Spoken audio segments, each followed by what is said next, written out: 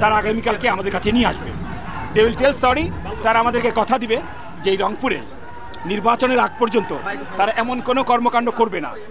RAB এখানে কয়েকজন দালাল চক্রদেরকে ধরে ফেলছে, সেই চক্রের বেশ কয়েকজনকে আমরা দেখতে পাচ্ছি। বেশ কয়েকজন 6 জন পুরুষ এবং 3-4 জন নারীদেরকে আটক করা হয়েছে দালাল সন্দেহে, বা আমরা দেখছি যে র্যাব সদস্যরা ইতোমধ্যে। নাগরিক পার্টির উত্তরাঞ্চলের মুখ্য সংগঠক সার্জিস আলম, উক্ত ঘটনা প্রসঙ্গে তিনি উপস্থিত 72 পদাতিক ব্রিগেডের কমান্ডার ব্রিগেডিয়ার জেনারেল হুমায়ুন কাইয়ুমের সাথে কথা বলে। যখন তাদের জায়গা থেকে এখানে বিক্ষোভ মিছিল করে, সেই বিক্ষোভ মিছিলে কারা প্রথম সশস্ত্র হামলা চালিয়েছে যদি তদন্ত বা অনুসন্ধান করতে হয়, প্রথমে সেটা করতে হবে।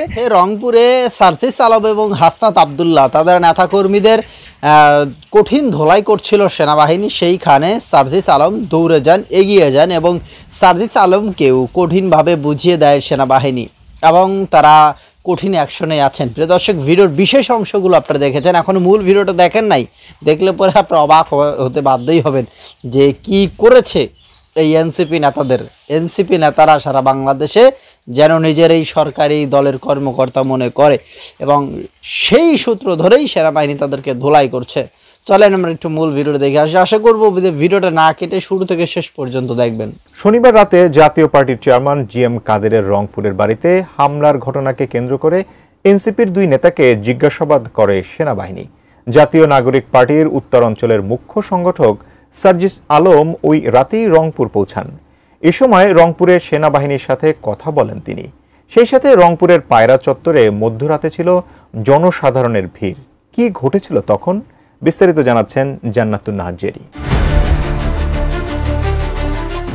গত 29 মে রংপুরে জাতীয় পার্টির চেয়ারম্যান জিএম কাদেরের পৈতৃক নিবাস দ্য স্কাই ভিউতে হামলা, ভাঙচুর ও মোটরসাইকেলে অগ্নিসংযোগের ঘটনায় জড়িতদের শনাক্ত করতে বৈষম্য বিরোধী ছাত্র আন্দোলন ও বিএনপি নেতাদের সহযোগিতা চেয়েছে যৌথ বাহিনী।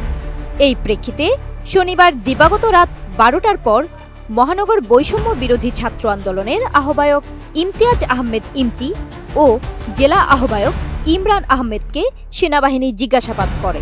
জিজ্ঞাসাবাদ শেষে তাদেরকে ছেড়ে দেওয়া হয়।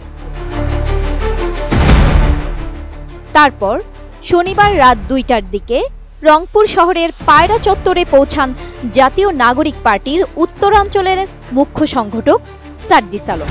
উক্ত ঘটনা প্রসঙ্গে তিনি উপস্থিত 72 পদাতিক ব্রিগেডের কমান্ডার ব্রিগেডিয়ার জেনারেল হুমায়ুন কাইয়ুমের সাথে কথা বলেন।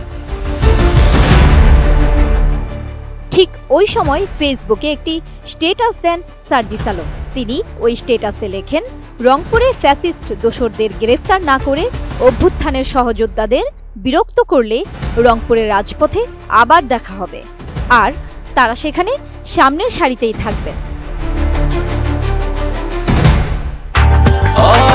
ব্রেকফাস্ট, টিফিন কিংবা স্ন্যাক টাইমে মজাদার আয়োজন মানে অল টাইম ব্রেড।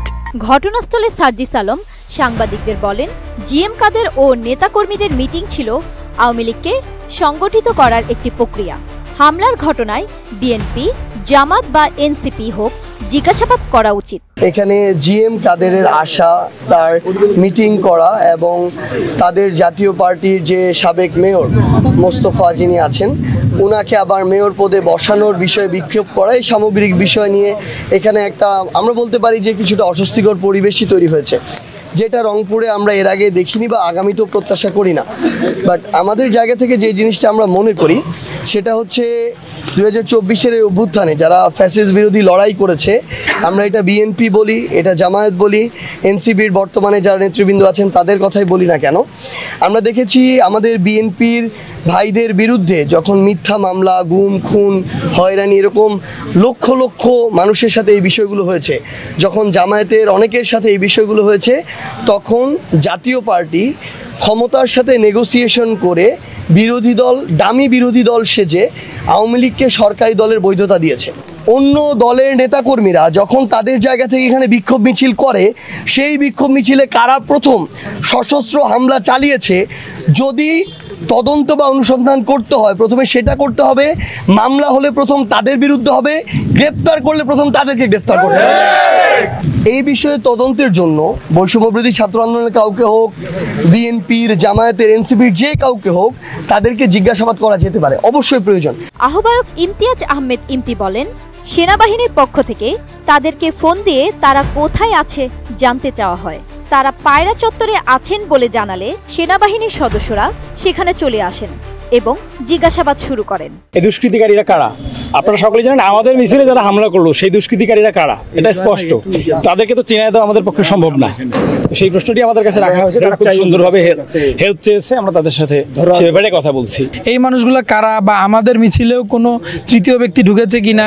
প্রথম থেকে আমাদের মিছিলে স্টুডেন্টরা কখনোই সহিংসতার পক্ষে না, এবং আমরা এতদিন থেকে রংপুরে থেকে এসেছি, রংপুর শান্তিপূর্ণ শহর, আমরা কখনোই এরকম কোনো কাজের সাথে সম্পৃক্ত না। ঘটনাস্থলে আসেন মহানগর বিএনপির আহ্বায়ক শামসুজ্জামান সামু, সদস্য সচিব মাহফুজ উন নবী ডন ও জেলা সদস্য সচিব আনিসুর রহমান লাকু। সেনাবাহিনীর পক্ষ থেকে তাদেরও ডাকা হয়েছে সেদিনের হামলার ঘটনায় কেউ জড়িত কিনা তাদের শনাক্ত করার জন্য। ব্রিগেডিয়ার জেনারেল সাহেব আমাকে ফোন করেছিলেন যে আপনি একটু পায়রা চত্বরে আসেন। তো আসার পরে উনি জিজ্ঞাসা করলেন যে পরশুদিনের ঘটনার সাথে কারা কারা সম্পৃক্ত আছে কিনা, আপনি জানেন কিনা। আমি বললাম না, এই প্রসঙ্গে আমাদের জানা নাই। তো ওনার ভিডিও দেখালেন, তখন আমাদের দলের একজন পরিচিত বের হলো। যে কোনো একটি অনাকাঙ্ক্ষিত ঘটনা বা কিছুদিন আগে ঘটেছে, তো এর সাথে আসলে বাংলাদেশ জাতীয়তাবাদী দলের কোনো সংশ্লিষ্টতা নাই। এবং আমরা যদি এই জিনিসটাকে গভীরভাবে পর্যবেক্ষণ করে আমাদের সংগঠনের কেউ যদি এই রকম ঘটনার সাথে জড়িত থাকে, আমরা অবশ্যই সাংগঠনিকভাবে তার বিরুদ্ধে ব্যবস্থা নেব।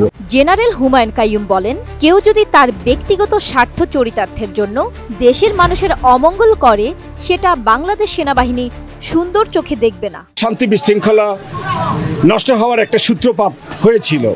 সো আমরা কারা দোষী, কারা এই কাজগুলো করছে তাদেরকে চিহ্নিত করার চেষ্টা করেছিলাম। একা তো সম্ভব না। সো যাদের সাহায্য নিলে আমরা পারবো তাদেরকে অ্যাকচুয়ালি ভিডিও ফুটেজ, ছবি দেখিয়ে আইডেন্টিফাই করার চেষ্টা করছিলাম। তারা আইডেন্টিফাই করেছে এবং কয়েকজন তাদের দলের এটা তারা চিহ্নিত করেছেন, এটার জন্য দুঃখ প্রকাশ করেছেন এবং আগামীকালকে তারা আমাদের কাছে তাদেরকে নিয়ে আসবেন। মেবি হয়তো দুঃখ প্রকাশ করবেন এবং ভবিষ্যতে হয়তো তারা আরও সতর্ক থাকবেন যাতে রংপুর এলাকায় শান্তি নষ্ট হয় এমন কোনো কাজ তারা করবেন না। জান্নাতুন Nahar Jerry, desk report, ATN news. Video সম্পর্কে মতামত কমেন্ট সেকশনে লিখবেন এবং এই ভিডিওটি ভালো লাগলে শেয়ার করবেন। প্রিয় দর্শক শ্রোতা, সেনাবাহিনীর অ্যাকশন চলবে।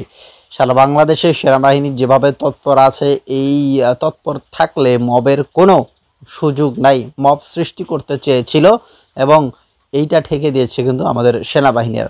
সো যাই হোক, বাংলাদেশ সেনাবাহিনীকে নিয়ে অনেক গুঞ্জন আছে এবং গুঞ্জন চলছে এবং বিভিন্ন ধরনের কথাবার্তা। তো এদিকে কি হয়েছে আজকে জানেন, শেখ হাসিনার যে লাইভ টেলিকাস্ট, তার বিচার হয়েছে অপরাধ ট্রাইব্যুনালে, সেটা সারা বিশ্ব দেখেছে এবং এইটা হয়তো বা সাবেক প্রধানমন্ত্রী শেখ হাসিনা তিনি নিজেও দেখেছেন যে তার বিরুদ্ধে বিচার হচ্ছে এবং তাকে গ্রেপ্তারের নির্দেশ দেওয়া হয়েছে। তো যাই হোক, ভালো থাকবেন এবং এই সমস্ত ভিডিও সম্পর্কে কমেন্টে জানাবেন। ধন্যবাদ সকলকে, দেখা হচ্ছে পরবর্তী।